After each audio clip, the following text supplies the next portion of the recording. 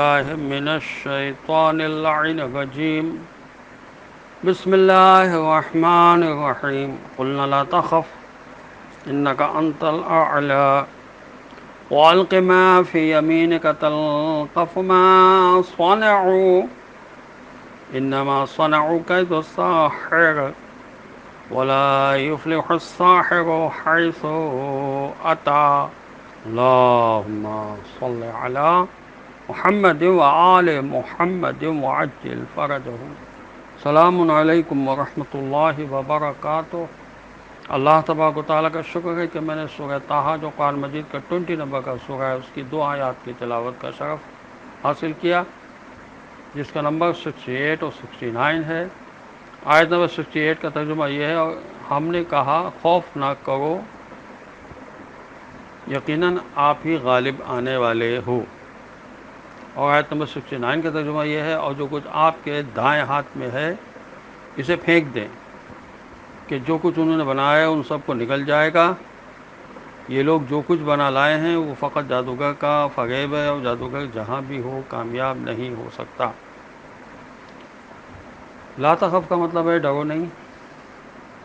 اس طرح اگر آپ قرآن کی وہ آیات اور قرآن کے وہ ٹکڑے جمع کر لیں، لکھنا شروع کریں جس کے شروع میں لا ہو، جیسے یہاں کہا کہ لا تخف ڈرو نہیں، اس طرح لا کے ساتھ جو الفاظ ہیں ان کو لکھیں اور ان کا ترجمہ لکھیں. آپ کو ایک عجیب سمندر ملے گا معلومات کا اور روحانیات کا. یہ کر کے دیکھیں. اور یہ فرمایا اللہ تبارک و تعالیٰ نے کہ یہ نہیں تسکین و تقویت کے لیے ہے کہ ڈرو نہیں. حضرت موسیٰ علیہ السلام میں خوف اپنی ذات کے لیے نہیں تھا، بلکہ یہ خوف حق کے خلاف جاہلوں کے غلبے کا تھا. اس لیے لا تخف کی نہیں میں کوئی خفت کا پہلو نہیں ہے. اور یہ بھی ساتھ میں فرمایا کہ انک انت الاعلی، یعنی آپ ہی غالب آنے والے ہیں. اس بات کی یقین دہانی ہو گئی کہ جس کے بارے میں خوف تھا. تلقف ما صنعوا، یعنی آپ اس موضوع پر گفتگو سورہ اعراف قرآن مجید کا جو 7واں سورہ ہے اس کی آیت نمبر 117 میں ملاحظہ فرما سکتے ہیں. مزید گفتگو یہ ہے کہ کیا نبی اکرم صلی اللہ علیہ وسلم پر کبھی جادو ہوا تھا؟ منکرین حدیث یہ کہہ کر حدیثوں کو رد کر رہے ہیں کہ حدیث کی روح سے رسول اکرم صلی اللہ علیہ وسلم پر جادو کا اثر ہونا ثابت ہے.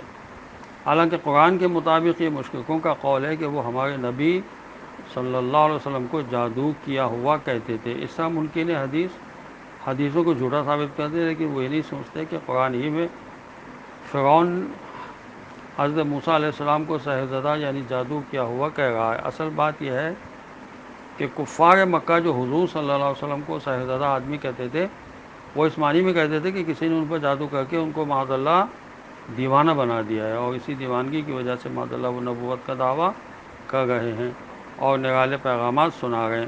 قرآن اس الزام کو جھوٹا قرار دے رہا ہے. رہا وقتی طور پر جادو کا اثر نبی صلی اللہ علیہ وسلم پر ہو جانا، تو وہ بالکل ایسا ہی ہے کہ جیسے کسی شخص کو پتھر مارا جائے اور اسے چوٹ لگ جائے. آخر نبی صلی اللہ علیہ وسلم پر پتھر، خنجر، تلوار اور زہر کا اثر بھی تو ہوتا تھا.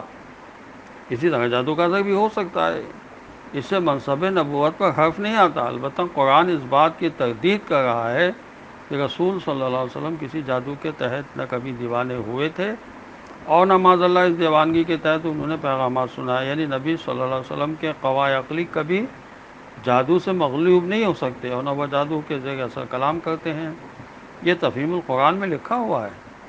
یعنی اس کے کلام و ذہن پر جادو کبھی اثر نہیں کر سکتا. البتہ جسم پر وقتی طور پر جادو اثر کر سکتا ہے، جس سے اس کو بخار یا کوئی اور جسمانی تکلیف ہو سکتی ہے.